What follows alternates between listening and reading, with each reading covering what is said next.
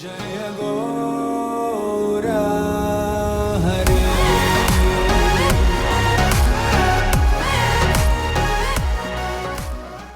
Welcome to another episode of Too Much Wise. This is the Gita Expedition series where we explore the timeless wisdom of the Bhagavad Gita, verse by verse and chapter by chapter. All that we discuss here is what we've heard from perfected teachers and spiritualists from the Gaudiya Vaishnava tradition. None of this is our own analysis. If you're here for the first time, then we recommend that you watch the warm-up series of the Bhagavad Gita where we introduce some concepts of the Gita for the first time. This episode is better heard than watched. You can hear it while taking a walk, while driving, cooking, or even walking out. We've had a lot of fun recording this, and we hope that it's an enriching experience for all of you as well. Thank you. Hare Krishna. Hare Krishna. अत्र सुरामहेशसा भीमार्जुन समायुधि युयुद्धानो विराटश्च द्रुपदश्च महारथा दृष्टकेतुश्चेकिताना काशीराजश्च वीर्यवान् पुरुजित् कुन्तिभोजश्च शैब्यश्च नरपुङ्गवा युधामन्युश्च विक्रान्ता उत्तमोजश्च वीर्यवान् सौभद्रो द्रौपदेयश्च सर्व एव महारथा. Here in this army are many heroic bowmen, equal in fighting to Bhima and Arjuna. Great fighters like Duryodhana, Virata, and Drupad. There are also great heroic powerful fighters like Drishtaketu, Chekitana, Kashiraj, Purujit, Kunti Bhoja, and Shaibya. There are the mighty Yudhamanyu, the very powerful Uttamoja, the son of Subhadra, and the sons of Draupadi. All these warriors are great chariot fighters. We're reading the first chapter right now.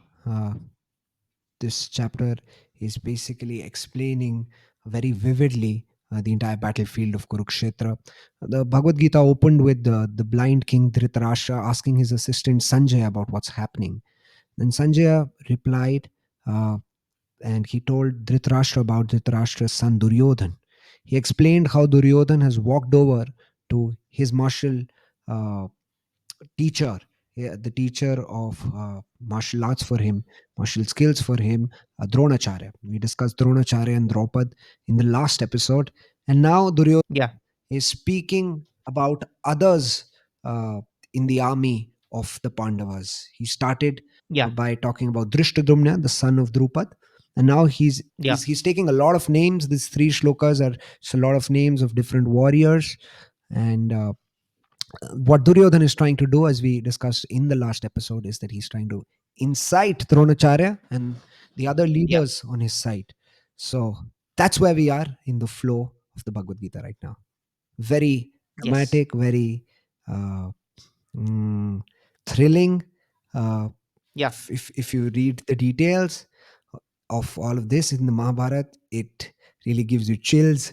So bloodshed is about to happen. So that's where we are. Yeah, he's priming it up. He's setting it up. He's setting the whole war up by talking about the great heroes that are involved in this war. And he's talking about the other side first. We spoke about this, that typical Duryodhan mentality, which is calculative, which is envious, envy personified, calculating and seeing and measuring the other side up more than even required. And whilst doing that, he's inciting his teacher, right? His when we speak about teacher, even now, even in today's context, even when we use school, we used to make fun of our teachers and all of that. But at the back of our head, we know that guru or teacher, the position is of that of respect, that we need to give respect to that position. And here he is Duryodhan. He is coming and doing something which is unthinkable, which he's playing diplomacy, he's playing politics, he's playing with the mind of he's trying to toy with the mind of his own teacher, trying to manipulate him into, because as we discussed yesterday, he was not very convinced. He was just a little bit insecure about if he's going to when he when he releases his arrows, will he actually hold back, do put less power into it, taki, it hits them a little lighter, because on the other side are his beloved Pandavas? Will that happen? He was a little worried about that, trying to incite him. We spoke about Ashwathama, we spoke about a lot of other things. So he's doing all of this in by saying this. He's trying to measure the other side up. He's basically saying Bhim and Arjun's names he takes in this verse. We see first Bhim, he says. First name he takes is Bhim, because he is something. Bhim, especially, is someone who he considers his counterpart, right? Same choice of weapon, which is the gada, the mace. And he's had a lot of ego tussles with Bhim already 36 का in his आंकड़ा. past. Yeah, really, this is actually 36 ka ankada. You know why they call it 36 ka ankada, by the way? Hmm. I got to know this Okay. recently. 36, uh, 36 is 36 in Yeah. Hindi, right? 36 is 36. 3 is facing one direction, 6 is facing the other direction. That is the Oh, reason why there it are is lo- called. there are so many things like that, but it Yeah, sounds nice. yeah, but they somehow, Yeah. I don't know why, but they chose 36. This is what I know. I may be wrong. I might get comments on this that, hey, what is this wrong information? But that's what I know, that they're facing opposite. They can't Uh-huh. see eye to eye. Uh-huh. Basically, that's what Uh-huh. it means. 36 Okay. ka ankada. Okay. So yeah, that's exactly what it is. 36 ka ankada with Bhim. He says his name first. Yeah. Doesn't even name Yudhishthir. Yudhishthir ka to naam hi nahi, he Oh, didn't I take. never thought like that. Yeah, he's not even named Yeah, Yudhishthir. Like because he doesn't. वो गऊ आदमी है, गऊ आदमी. I'll take care of him. हाँ, Yeah. see, in our scriptures, devotees are called Ajat Shatru, right? Ajat Shatru means जिसका शत्रु पैदा ही नहीं Ah, हुआ, yeah, अजात, yeah, yeah. right? अजात You शत्रु just वचन. cannot hate the guy, man. You Yeah, just yeah, cannot hate the guy. yeah, Like, APJ Abdul Kalam, basically. yeah, There's no haters for APJ Abdul Kalam, Dr. yeah. APJ Abdul Kalam. You can't hate the guy, Yeah. man. Or You, Sachin whatever your, Tendulkar, like very sweet. No, something no. like, you can't. Yeah. You can't hate them. Yeah. So just like that, Yudhishthir, he didn't even think like, fine, I don't want to talk about him. I can't talk about Yeah. him. Fine, whatever. Yeah. But he's talking about Bhim and Yeah. Arjun and all of these guys. Yeah. And then he takes other names: Yudhana, Virata, Drupada. Mm. And son of Drupada is already mentioned in the previous verse. Yeah. And now he's mentioning Drupada Yeah. again. Even in the last verse, he said son of Drupada. He didn't say Group. Drishtyadumna. Yeah. He didn't say it. Yeah. He said son of Drupad. Drupada. Why? Because who has a Chhattis ka ankada with Drupad? No, Drona has. Dronacharya. Drona. That is so weird, Because na? If I'm referring to him, I say this is a son of Mr. Mahabaleshwar. I don't yeah, take your yeah. name. Because you've already, it's not like he doesn't know him. Yeah. ऐसा नहीं है कि introduce करवा रहे हैं or anything like that. He's been his guru. Yeah. But yeah, these small things, no, this makes a difference. And this is what disciplic succession, this is why a guru is needed, even to study the Gita, by the way. If I had just read the Gita, when I was just reading the Gita just like that, the Gita is freely available. Some people have asked me this, that Prabhu, can we read the Gita, just the translation? I don't want to read the purport. I just want to read the translations, unadulterated, jo Krishna bol rahe hain, सीधा सीधा, just like that, as it is, I want to hear. But actually that is not as it is. You know why? Because the translation has a lot of meanings in it. It's like a, if you see a popcorn, there's a corn. When you heat it, it pops. A lot of things come out of it. This is like that kernel. This is that kernel. It is not popped yet. Why? Because we haven't given that heat yet. The heat of experience, the heat of actual devotion has not been given to it yet. Someone has to give it and pop it up for you and then give it to you. So as it is not when you just read the translations. As it is in the essence of the message. Is not in the essence of the text. Is in the essence of the meaning behind the text. Right? Yeah. That what does this text actually mean? Someone has to open that up for you, and that is the reason why we need the Yeah. purpose. Bhakti Yeah. Vedanta purports, the acharyas commentaries on it, we need them to actually see what this Yeah. really means. Yeah. Otherwise we'll never know. हम सोचेंगे हाँ बेचारा Duryodhan, see he's how much praise he's giving, he's introducing, he's being so nice, even on a war he's doing such a nice Yeah. introduction of everybody. We can see Yeah. anything. Yeah. Yeah. We'll not see as it is. If we just read the translation, we'll see as we want it to be. It's Mhm. not going to be as it is. It's going to be as I want it to be, Mhm. as I see it, Yeah, especially the basically. Bhagavad Gita, because this is like Vedanta Sar. Like this is the Yeah, essence of the essence of the essence of the Vedas. It's so yeah, succinct. It's written with so much brevity that if a yeah, teacher doesn't explain you about the character behind the shloka, or the yeah, mindset, the thought, the real meaning behind the shloka without any interpretation, as it is, yeah, but you have to explain it as it is, but still you have to explain the essence. So Yeah. It's like Yeah, there is the essence has to be intact. yeah, Basically, the essence yeah, is as it is part is of the essence, yeah, yeah, more than anything else. yeah. It's like you are there is the Bhagavad Gita is like the orange, the Mm, puppets are like the orange juice. Okay, so mm, it's the essence. uh, mm. Interpretations will be like anar juice. So you serve the Yeah, orange by serving anar juice. So so you need to give the juice, the orange juice, but you don't tinge around with it, you don't change the essence. yeah. Yeah, so Yeah, that's for why example, these things whatever we're discussing today, हम यहाँ पे बैठ के अपना दिमाग नहीं, this is not, we're not doing English literature poetry पे, we're not speculating, oh maybe this can be yeah, the yeah, meaning, yeah, maybe this can be the symbolism, maybe this can be what it means, what it represents. People say, oh, five Pandavas, no, there's no five Pandavas. You know what they represent? Five senses, yeah, that's what they represent. yeah, Oh, no, Kauravas, Pandavas, no, they didn't exist really. But you know what they represent? The whole Mahabharat ka war, you know what they represent? Good and bad. Mm, good and bad, of course it represents good and bad, but that doesn't really discount the fact that this really happened. This is history, yeah, this is a historical fact, yeah. right? So It, it's not interpretation what we are doing right now also. We've learned it from someone. It's so interesting that you and I basically like discussing it, and this discussion we basically want to share with yeah, others. yeah. And if it was a part of literature, and it had only literary value, then it wouldn't have been carried for so long, for 5,000 years, Yeah, right? So if you study spirituality, rich spirituality like Bhagavad Gita, from somebody other than the spiritualist, then you will get the mood of that other than person. You will not get the mood of the spiritualist. You'll get the mood of a yeah, poet, exactly. teacher, or a Yeah, whatever, an author. Do you want the mood of a yeah, spiritualist who knows the essence? Anyhow, I want to come yeah, back now. This was a very important yeah, deviation. Could we discuss this? yeah. Uh, but now coming back to Bhim, uh, Mm, there was another reason why Duryodhan said Bhim before Arjun. That's because Bhim had a very fiery mood coming into this war. yeah. He had a temperament which was very different from that of Yudhishthira, from that of the other Pandavas. Or even Arjun for that Yeah, matter. or That's even why Arjun. Krishna is speaking to Arjun the Gita. Exactly. He's not speaking to him. Yeah, Exactly. And there had been so much that the Pandavas had faced, but they were thick skinned, in the sense they were like positively thick skinned, they were tolerating. But for tolerant. Bhim, it was Yeah, very difficult to tolerate. yeah, Every time he was furious. He, of course, rightly was losing his cool, but he had to be yeah, subdued by his elder brother, which he yeah, accepted. And he agreed to get subdued by him. Even coming into the war, he took three vows. He was coming into the war with three vows, and Duryodhan knew about these three vows. And one of these three vows was that he will break the thigh of Duryodhan.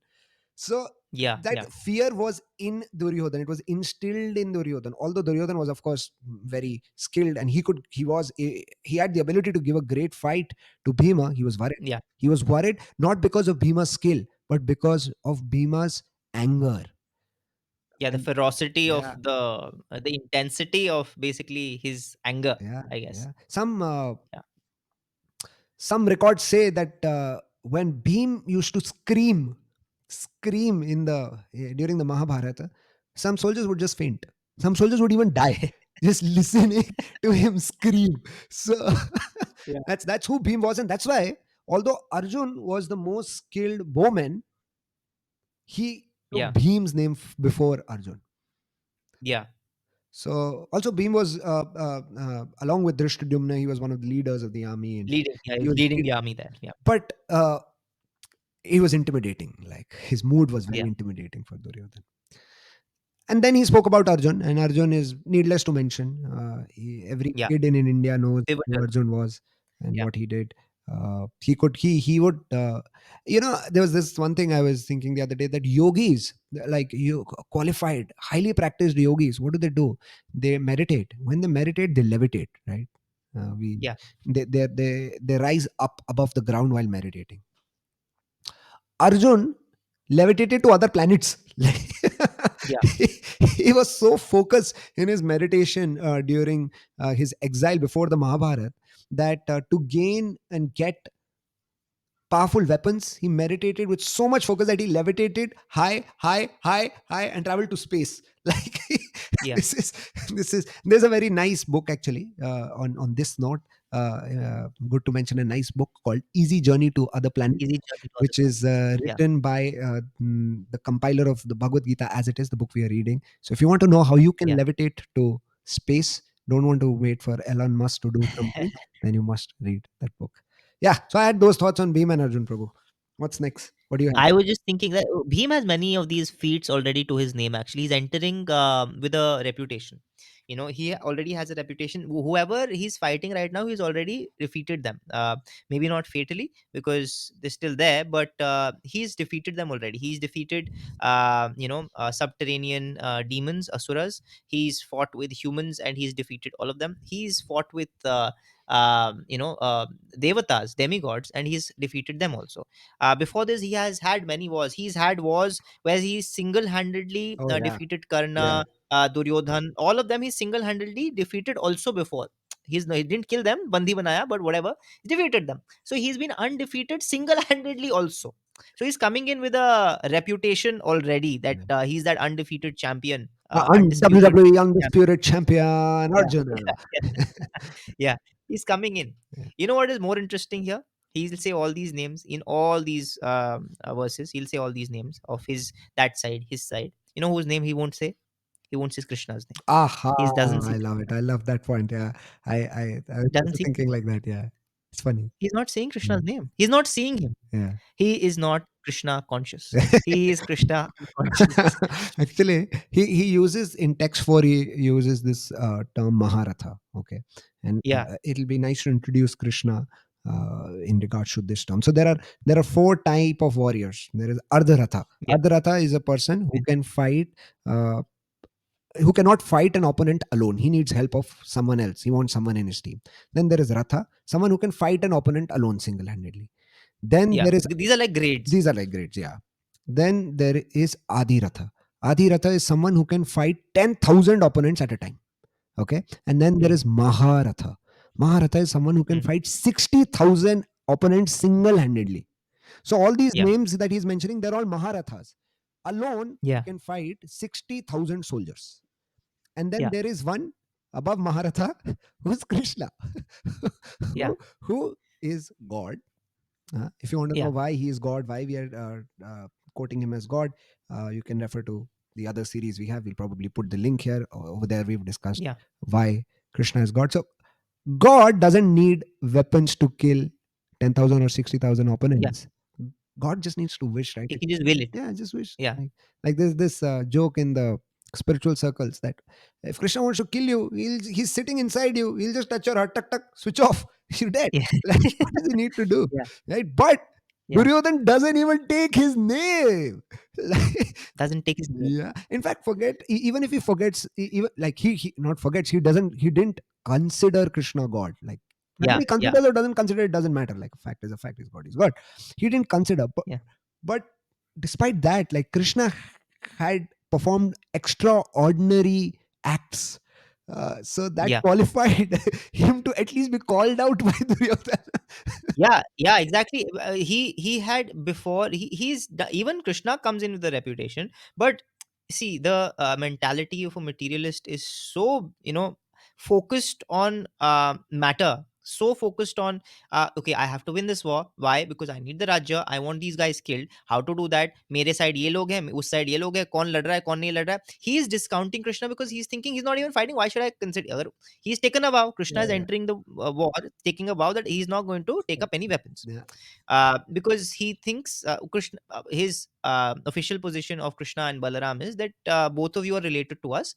We will be neutral They're in like this how war. India We is won't take. diplomatically. We won't fight the war. We are not Ha, taking sides. Yeah. so we didn't take any position, but whatever. We'll talk about that history later. What happened? Why Balaram is not there? Krishna is there. Krishna is there as the charity or Arjuna, etc. But he's not, because Krishna is not fighting. Like, इसको क्यों discount करूँ? मैं discount कर दूँ. He's not fighting only. No, how does it matter? So focused on matter, right? The spirit part, the actual thing that if you see the whole war, uh, all the names that he's taken, the person who has maximum impact in this war is Krishna. Yeah. The maximum impact being had in this war without even touching a weapon is Krishna. Yeah. Krishna did so many things during this war that cost Duryodhana a lot, right? And in fact cost him everything. So the one person he should be caring about, who he should be thinking even at this point, that oh, if that person is standing the other side, maybe I'm on the wrong side of things. That person is blind to. And this is where we learn that this is what basically means.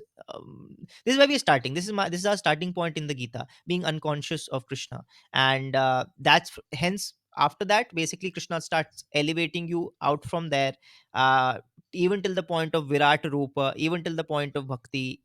He basically elevates us from this point of being just oblivious of Krishna and his position, to the point of bhakti. That is the whole journey of the Gita basically. Yeah. Yesterday we spoke about Duryodhana in all of us. This is another aspect of Yeah, Duryodhana in all of us. yeah, Of course, there is yeah, also Arjun in all of us that we'll keep discussing through yeah, the Bhagavad Gita. But Duryodhana is speaking yeah, only in the first chapter. So right now we'll take up the negative tonality a little bit and talk about Duryodhana in all of us. So Duryodhana in this regard is in all of us, because in our day-to-day lives and struggles and battles and wars, we just ignore the presence of a supreme controller, thinking yeah, of ourselves as the all in all, thinking of ourselves as one who can control and change everything. yeah, We spend our energy, time, blood, sweat trying to change things around us, trying to make it better, yeah, trying to make it better, trying to make it better, only ending up with frustration. yeah, And then somehow in some of us, the Arjuna wakes up and starts turning towards a higher power, starts realizing it's yeah, not only about my hard work, it's more than this. I cannot yeah, enjoy the nature of this world, is not that I keep enjoying. And then that's yeah, when, once you acknowledge, you just have to slightly turn towards Krishna, like Arjun did. Just slightly. yeah, That's it. The journey begins. yeah, So we it, it's ought to us to really look inside and think, uh, how much till when will I keep fighting the battles of my life alone, and when yeah, is it when I will turn towards yeah, a higher power? I may call it God, I may call it anything for now. uh, yeah, when will I turn towards the higher power and seek for help? yeah. It can be quite romanticized in today's world. Yeah, I'm alone. I'm a lone wolf, and I'm alone against the world, and it's me and the world, and I'm hustling and I'm bustling, and all of that That's we the can that's romanticize. victimization is very romanticized today. Romanticize, no? कि, "M- पीटो और पीटो मुझे, I'm gonna stand up. How much ever you put me In down, I'm gonna school, I stand would up." roam around in corridors singing Tanha Dil Tanha Safar. I used to feel I'm really Yeah. cool, I'm victimized. I'm Yeah. cool. Yeah, so when you do that, you feel like, oh no, I'm if something bad happens, you feel like, obviously something bad is happening, but I'm strong enough, I'm gonna get. And if something good happens, you'll be like, see, dekha kar diya na maine, like, all my skills and my this and my that. But the whole fact of the matter is that we are never alone. Krishna's always there. We're just ignoring him, or we were just basically oblivious to him. We're unconscious of him. We're Krishna unconscious, right? And it's not something to be romanticized. In fact, it is something to rectify, because the intelligent thing to do is to actually acknowledge him, to acknowledge that relationship and to fulfill it. Because if you take that help, things will sort out for you. We don't need to artificially romanticize things, which may or may not be in our control anyway, right? Alone or not, skilled or not, whatever is happening, the things are happening. If we just keep looking at, like Duryodhana is doing, strength, skills, personalities, numbers, quantity, he's calculating all of that. But the biggest number, in the biggest factor, he forgot. The most powerful factor of Krishna, he forgot in that equation, and hence his calculation all got disturbed at the end, didn't give him the result that he was expecting, even though he did so many calculations. So we're not saying skills, all of this is not important. Calculate all of that, obviously we need to be aware of all of that, but uh, end of the day, we need to acknowledge the presence of the omnipresent, and yeah, ignoring the fact, ignoring the elephant in the room, to, if I can Krishna is a pretty big elephant. blasphemously, yeah, blasphemously say so, uh, to address that, which that fact, that absolute truth, which is staring at your face throughout, is not an intelligent thing to do, basically. and that's what we learn, I guess. Yeah. Yeah, I think there's something I picked up from what you were saying, uh, which is that while we're skilled and while we're also just winning in life, Yeah. even then, even if you don't feel the need for help, you feel like everything's going in my, like I can do everything. I'm getting what I desire and I'm working hard. Even then, Hmm. uh, just being honest, looking back at your life in an unbiased way, you will see how providence had so much to do in your success. Yeah. And even if one doesn't realize it, Krishna says this in the Bhagavad Gita. He says that at the end of the day, you will recognize me when I come as death. And Death. that's Yeah. that's that's a very popular dialogue now, courtesy Oppenheimer. Uh, what is it? Time Yeah. I am the destroyer of all worlds. That's what it is, right? Yes, something like that. Yeah. Yeah. So 10th chapter. even if success is all around you, just pause for a moment, rewind, and look back. How much of it really is all because of you? There has to be Yeah, aspects of exactly. what we call luck, right? What we call luck. Mhm. Luck is luck cannot be random. uh, if luck is Yeah. random, then this entire world is random, this entire creation is random. People are successful randomly, people are losing out randomly, people are taking birth in Yeah. poor families randomly, rich families randomly. There is no law controlling there is, this randomness. It's just very vague. This theory doesn't make sense, the Mm. theory of randomness. Yeah. Yeah, and we actually see the contrasting. We'll see this in the second chapter once Arjun comes in the picture a little more, and we see that how he, even though he's one of the most skilled, he's one of the most powerful on Oh that yeah. Oh battlefield, yeah. but he seeks help.